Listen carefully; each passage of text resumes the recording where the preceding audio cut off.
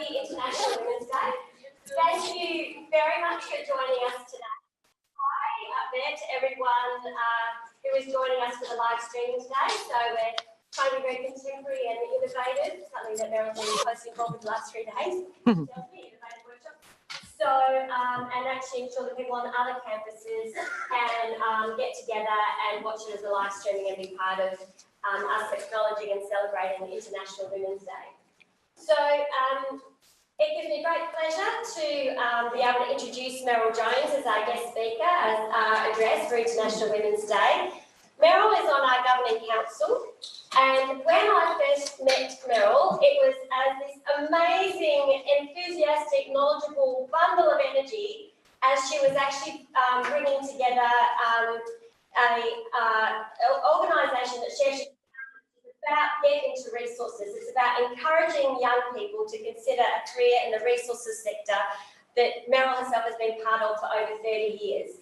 And that's run out of our Northbridge campuses and some at East Perth, I think, too, as well. But it's just amazing, you know, like to actually meet this woman who, as well as her incredibly high work commitments, holding a very senior position at St Barbara Mines in the gold industry, but to actually be able to take that time out and make that commitment to actually encourage young people into STEM, women in particular, and to be able to actually go out there and promote all education sectors, but the vet sector in particular, and what it can do to change people's lives and to be able to create long and prosperous careers. So that was when I met her, which was absolutely inspiring. But now I've got to know Meryl a little bit because we're so fortunate to have her on our Governing Council. So to have someone who's so well connected to the mining sector, Meryl has a background in geology, land management. She's now Principal Business Development with St Barbara. And I imagine that in that role, all of the development and opportunities that she's bringing into St Barbara, and she does that in her role on the side with us, connecting us to industry, inspiring young people to seek out careers, looking at us as a pathway. I couldn't imagine anyone better to have on our Governing Council to bring all that passion and enthusiasm and so much she can do for us and for others, and then to be able to actually have her be able to give a presentation today. But I'd also like to note, in recognition of all she's done for the sector, mining sector, not just our sector, Meryl was recently in London where she was named in the top 100 women in mining. Whoa. So,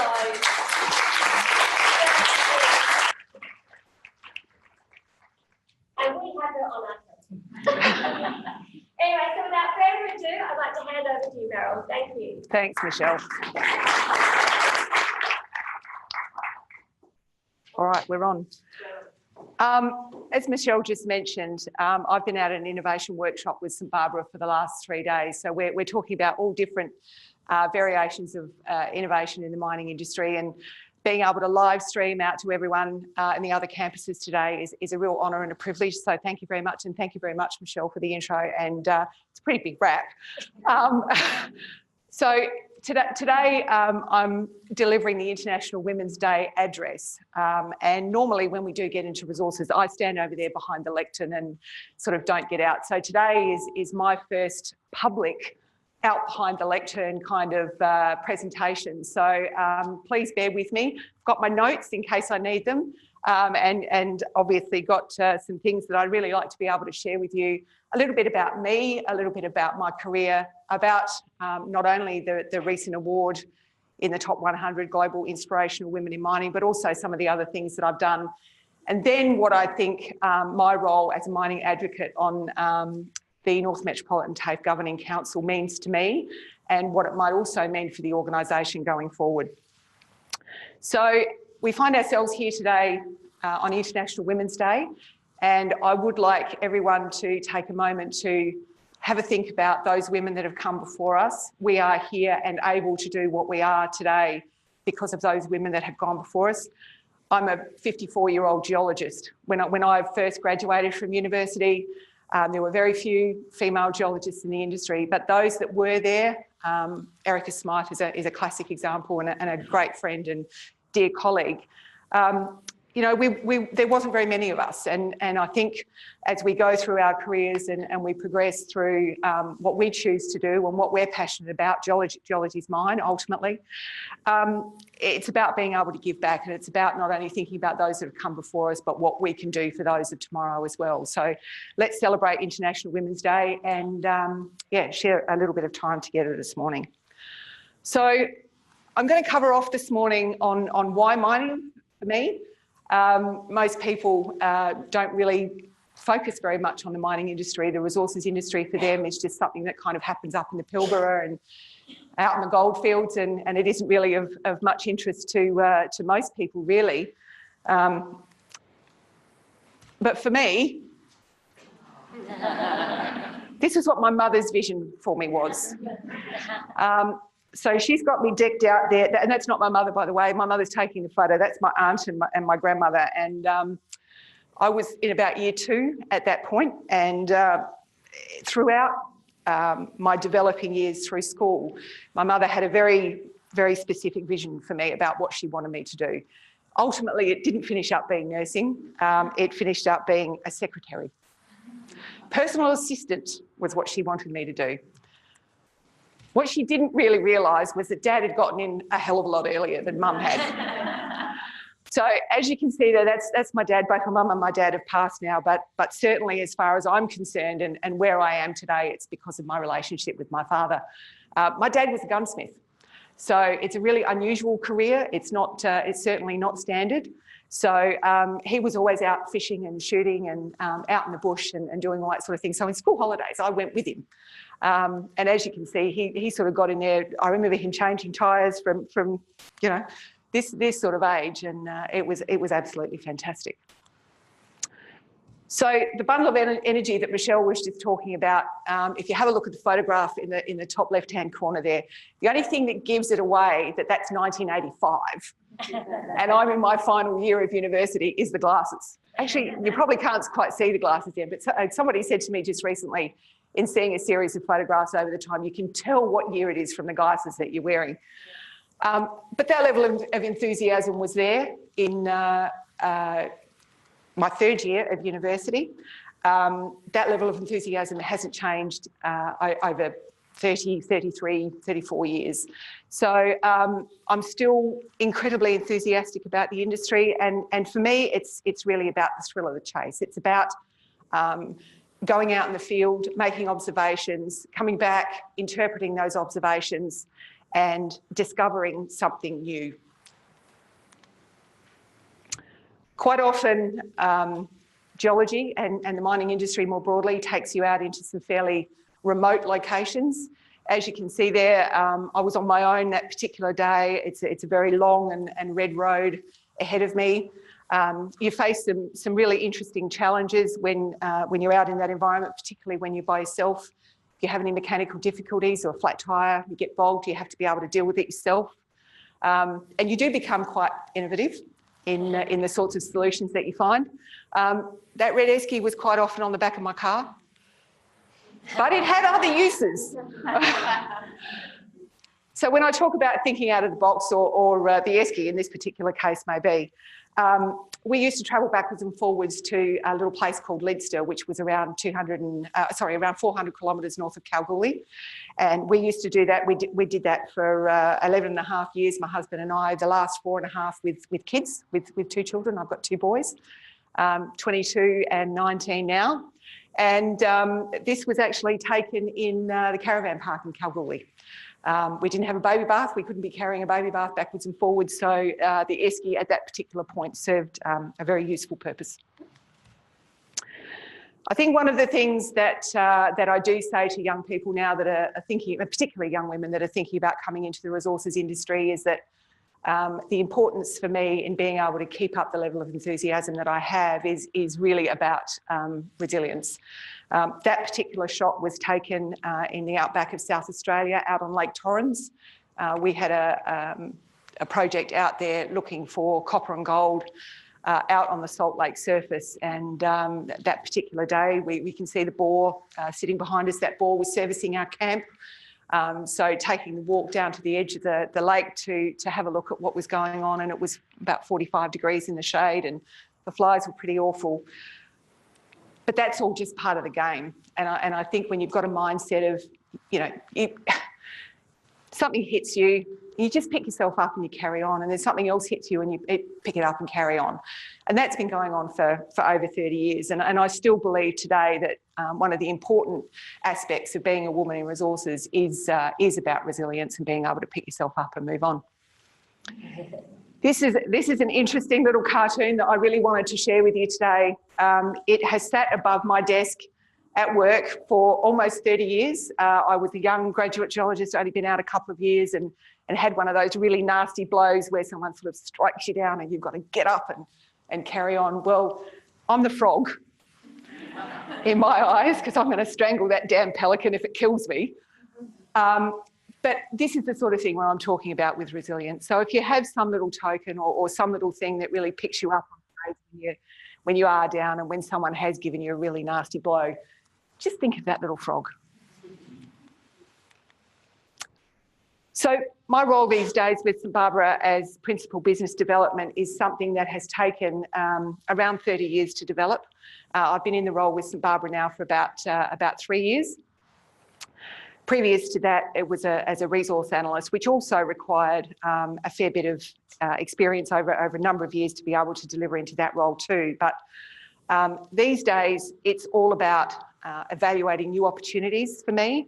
And I'm one of the really, really lucky ones in the industry, and certainly within the St Barbara team, in that I evaluate opportunities from the grassroots exploration phase of a mining opportunity right through to something that may have already been through a mine life and has come out the other end and is sitting there in care and maintenance, to see whether there's an opportunity to restart it. So the career that has sort of delivered into that has not only been my geology. Whenever there was an opportunity when I was on site to participate in something new or something different, I always said yes. So that meant that I've got hydrogeology background. My husband was a plant superintendent, so at the end of the day, when you go down to the wet mess for a couple of beers with the rest of the team, I didn't spend time with the geologists and the field assistants. I went and spoke to Greg's team. So that gave me a great insight as to how a processing plant worked. You're always down the mine, whether it's open cut or underground as a geologist, that's part of what you do. But then what also happens after that, and we'll talk about the mining value chain in a little while, is that there's a number of support roles that go on in the background, and each of you will have a role that you do on a day-to-day basis. But for you to understand your business really, really well, what you need to be able to do is understand what the people around you do too.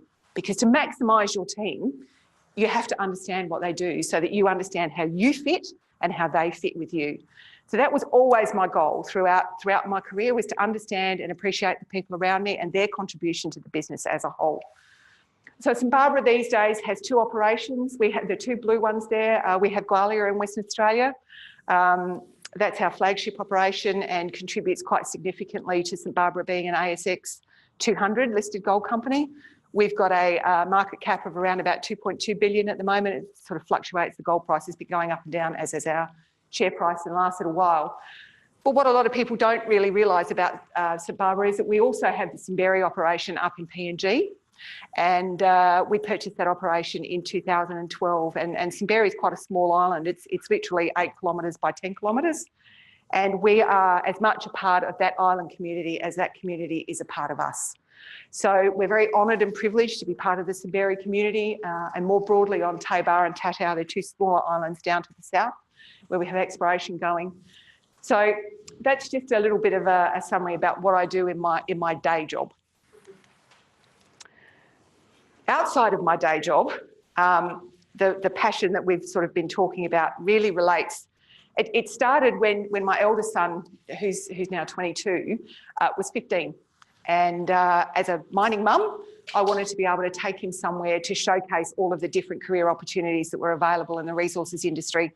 And there wasn't anything. There was nowhere I could take him that could tell him that. So on 2 levels, both as a mum and as an industry professional, I was really incredibly disappointed about that. So I decided that if I was a mum and I was feeling like that, then there were probably an awful lot of other mums out there that were feeling like that as well. So I thought, well, I need to do something about this. And I came and had a conversation with North Metro TAFE after formulating what we thought we might be able to do. And Get Into Resources was born with the first event in 2012. So my association with North Metro TAFE actually goes back to 2012. My first conversation was with Michelle's predecessor and also with Peter Ebel, who's still with the organisation now, very late in 2011. So Get Into Resources these days tracks about 500 students to a 3-day event here in June. It'll be on again this year. But to take on the role at North Metropolitan TAFE in the Governing Council, I stepped down from my role as chair of Get Into Resources, and I'm now a patron. So I can advocate freely, and I do quite enjoy being in the role of patron with that particular organisation. It's great. So the other organisation that I'm involved with, and you'll get that there's a bit of a theme going on here, and that's in relation to education as it relates to the resources industry and inspiring a talent pipeline for the future, is Earth Science Western Australia. So Earth Science Western Australia supports the teaching of the earth and environmental science in our schools. So from kindergarten through to year 12. Earth Science Western Australia was founded about 14 years ago by a group of people who were very much like-minded like me. I didn't know they were even out there until someone introduced them to me when we were looking at formulating Get Into Resources. So I'm now Deputy Chair of Earth Science Western Australia, and in supporting the teaching of earth and environmental science in our schools, it's really interesting to note that the majority of teachers that teach that subject in our schools have no geological background or geoscience, earth science background at all.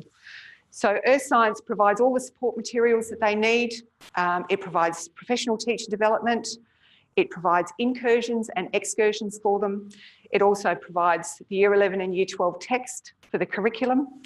And in addition to that, it provides field guides so that when teachers want to be able to take their students out into the field, or indeed some of the ESWA staff take students out in the field, that the students have got an understanding right in front of them in a little book that they can take with them to tell them about the rocks and the Earth's processes going on where they are. So Earth Science Western Australia is a fantastic organisation. If you get the opportunity, have a look at the website. There's some great resources there, particularly if this is an area of interest for you.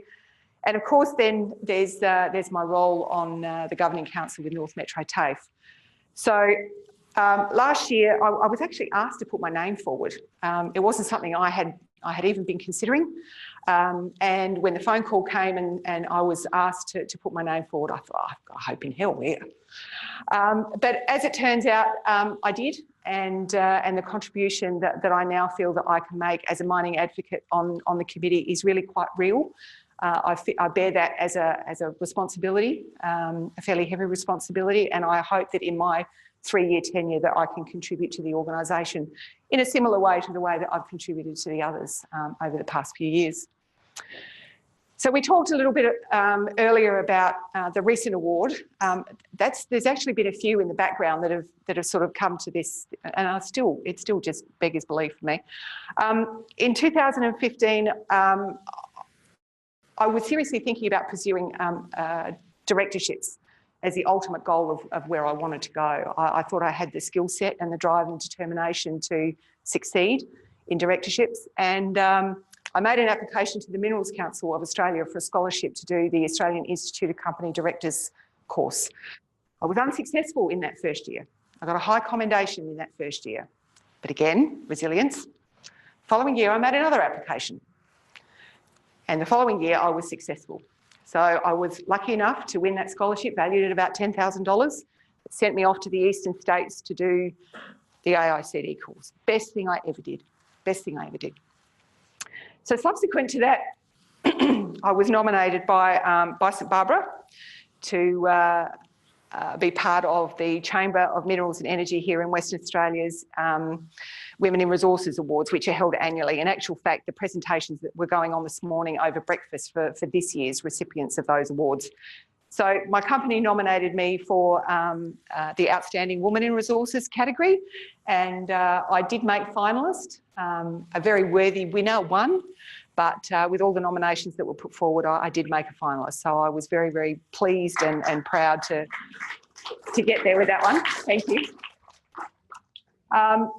And just to share a little bit more about the importance of St Barbara and diversity, St Barbara is the only mining company that for this year has actually been awarded for the 4th time the Workplace Gender Equality Agency's Employer of Choice for gender diversity and women, and I'm very proud to be part of St Barbara's diversity team and mentoring group and internal network as well. So at the end of last year's evaluations by the WGEA, they wanted to profile someone in the company. So I was asked if I would do that, and I was very pleased to be able to do that for St Barbara.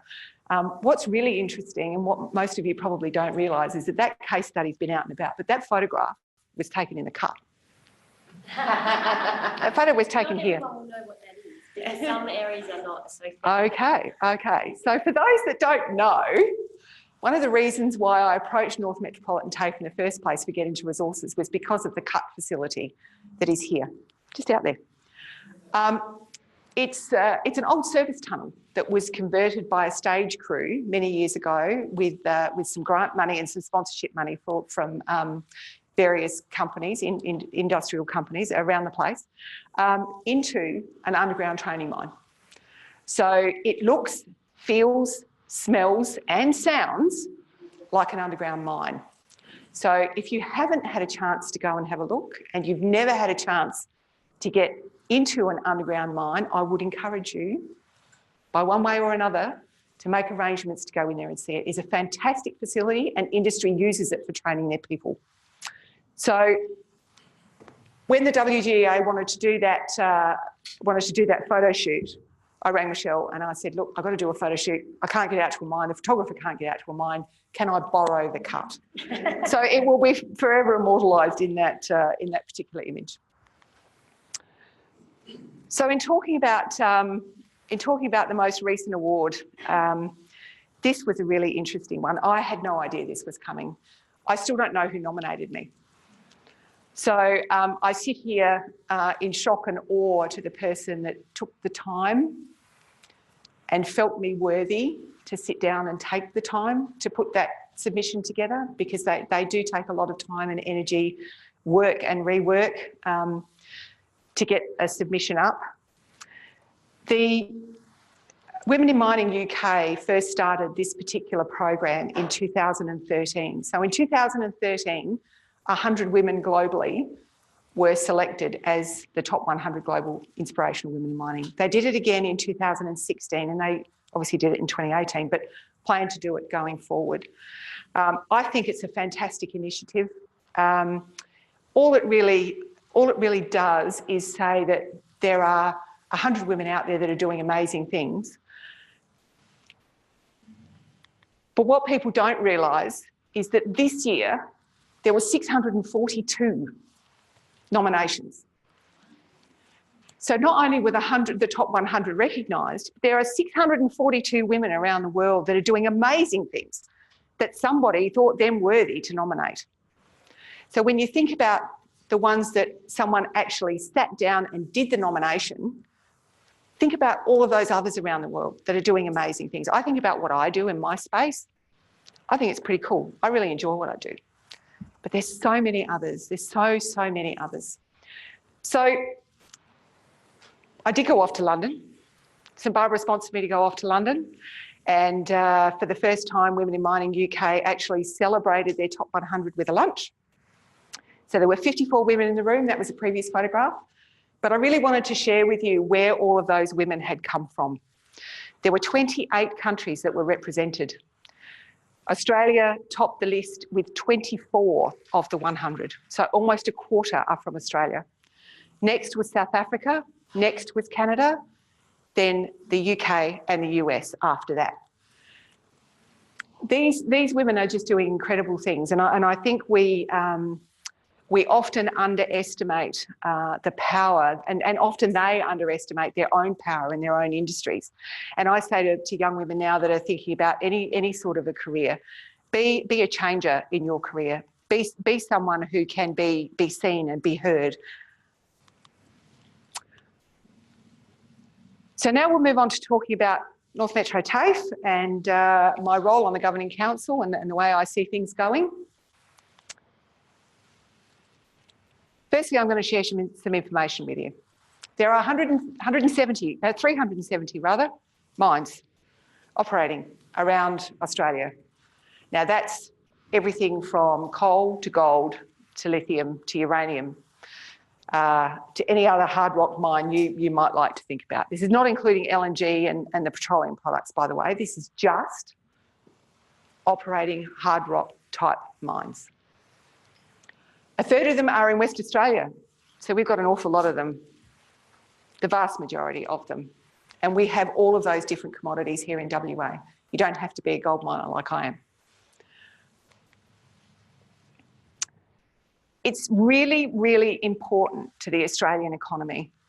And most people don't realise the mining imprint and the mining footprint that the industry has. If you take a look around the room here and you consider the chair that you are sitting on, the pen that you are writing with, the handbag that you currently have in your hand, all of the technical equipment all requires a product that has at some stage been touched by some facet of the mining industry. Even if you're talking about a leather product, it's been prepared on a machine that comprises of metal that's been mined at some point. And I think the relevance of the industry to our community is something that is very much an unknown factor. So the employment in the Australian mining sector is around about 250,000 people, or around about 2.5% of our working population. But its contribution to the Australian gross domestic product is around 8.5%. So it contributes really, really high. For the small number of people, it contributes really, really highly to the Australian economy. In West Australia, it's even more important. It contributes 30% to our gross state product. It's huge here.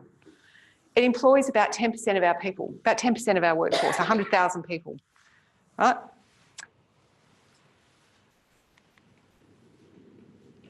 And those 100,000 odd people work across the mining value chain. So for those that are not familiar with what a value chain looks like, it's when you add value to a product from one end to the other. So I mentioned a little while ago that in my evaluations that I do these days, I start at the exploration end and go all the way through to projects that are sort of ready to rehabilitate, and that the importance of the support services across there. So across that mining value chain, there's about 150 different roles. Some of them are mine site based, the vast majority of them are mine site based, but some of those support roles also occur out of the mine site, but some of them are based in head office, but they're no doubt absolutely critical to making the industry work. So you would think that with all of those people working in the resources industry, most people think of resources industry people as being either university graduates and they're mining engineers, or they're rock apes and they've basically come in off the street and they're dirty and grotty and know nothing. Well, in actual fact, neither of those is true.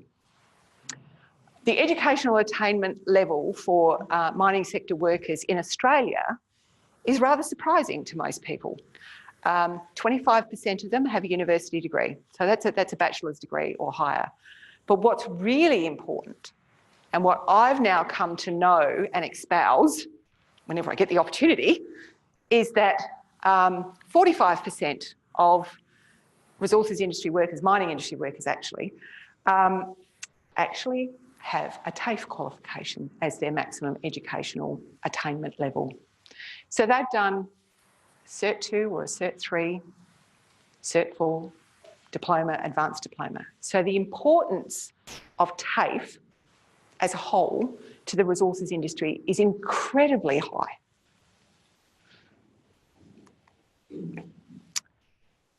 Now, pulling that right back now to the relevance here at North Metro TAFE, we've just recently done some analyses.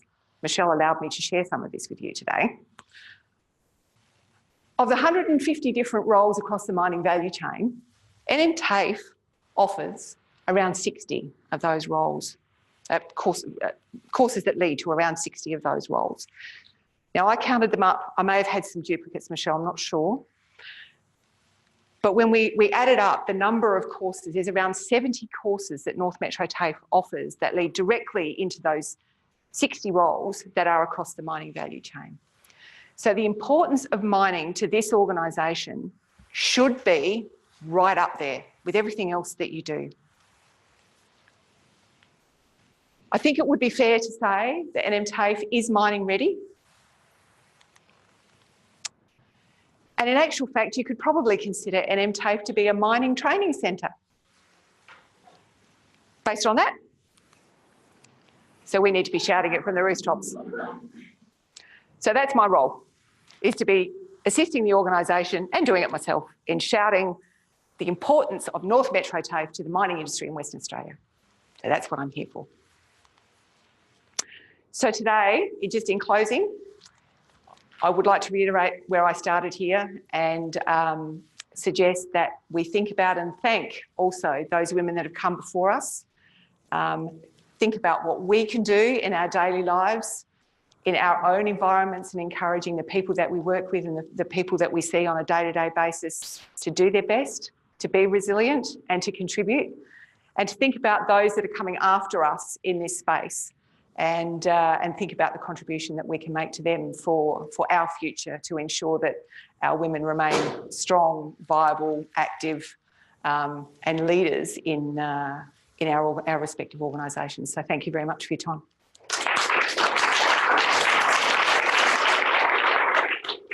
I'm happy to answer questions if there's time. Oh, yes, I think there's time, definitely. Hello. Hello. Thank you for taking time to come and speak to us today. My name is Athena. I'm the ESL lecturer and I'm here with my students. And we were wondering what your thoughts were on diversity in the mining sector. Not just women, but people from non-English speaking backgrounds. What are your thoughts on this? As I mentioned, I've been in the industry for a long time. I've been site-based and I've been office-based.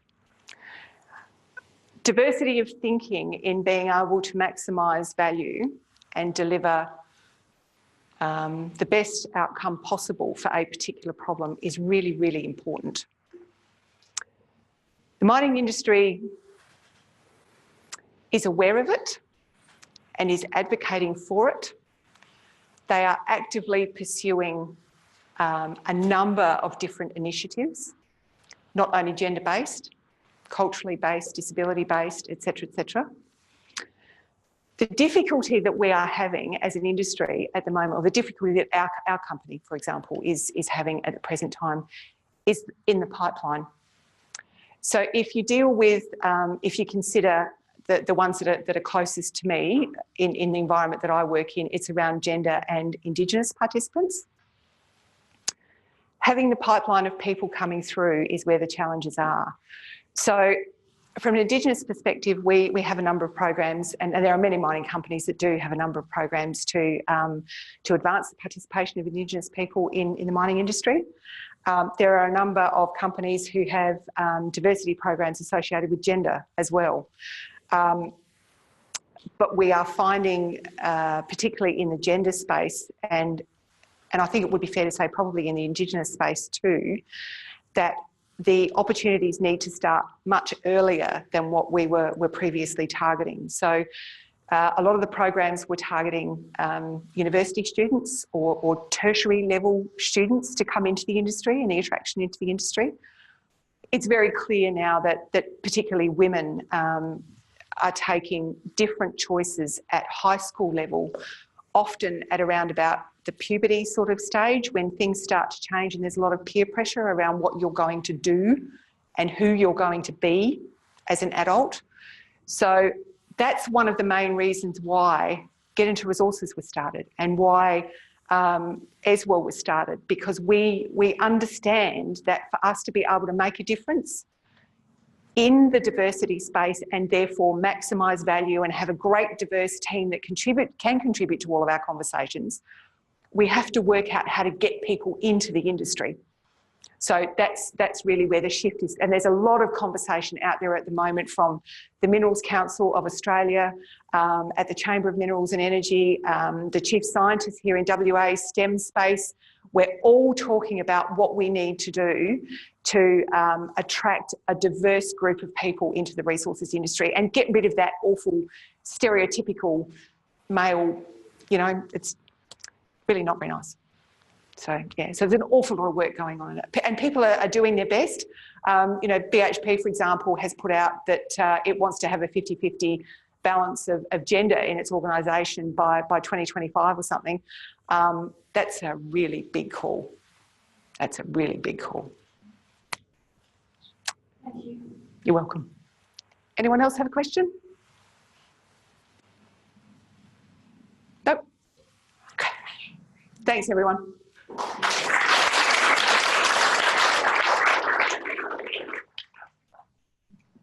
Well, I'm not really sure what to say now, but that was fantastic. Thank you so much, Meryl. I think that you have absolutely, probably, totally and utterly demonstrated why we're so lucky to have you on our council. That message is amazing. And for me, it was just amazing as well to hear a bit more about you actually personally and your journey. And I think that that's one of the big things we talk about in TAFE all of the time. You know, that question, you know, about diversity in the industry. One of the things that we're talking about a lot lately, I think, is the kind of struggle about the starting point about how people can transition into industries and make choices about the learning and what to study and things like that. So I think that probably, you know, in most people's younger life experiences, if there is discussion of career, the discussion is actually kind of often around, you know, what are you good at, or what do you think that you love to do? And as you say, I think, Meryl, it's often influenced by the peer pressure or the kind of social norms around you. But one of the things that I think is really hard for us as a TAFE college is how do we actually share our knowledge of our lecturers and our industry advocates about where there's opportunity? Because I think sometimes that's the valuable point. Because even if you really start with the premise about what it is that you're good at and you're interested in, there's so many things that you don't know that you're good at and interested in. And often then your choices are influenced, but then you don't get that opportunity to get in on the ground in some of the science, you know, maths, technology, and some of those things which in WA are where the work is, where the jobs are, where rewarding and challenging work is, you know, and where there's really good long-term career prospects and earning capability. So I think that that's a challenge for us, is how do we actually say, this is a course you can start at, this is an entry into that career, and actually if you try it, you might find you really love it. Like, so I love that slide at the end with the little, with the guy. I think I'm going to steal that off you now. Yeah, that's it. Because really that's, I think, our challenge, that is our problem, is, you know, in the range of courses we offer, and we know that we've got a really fantastic track record in terms of conversion to employment, how do we actually share our knowledge about where the jobs are and what the courses are that lead to those sorts of jobs? Because when you start talking technicians, you know, fire assaying, you know, when you start talking these languages, unless you know someone in that industry already, you don't know what those things mean. So how can we share that? So, and I know I see Emma back there doing a lot of work on our website around this. So this is kind of our challenge. But I think it's a big challenge. On International Women's Day, we know, you know, there's, you know, a gender pay gap that we need to do something about. And a lot of that is to do with choosing study, learning and jobs in the STEM type areas, and mining, of course, in WA, you know, you just painted a picture. So thank you so much for sharing that and for your particular journey. It was really fantastic, and thank you all for coming today. And I hope you have a really great day. Enjoy Women's Day, International Women's Day. I hope you'll get spoiled.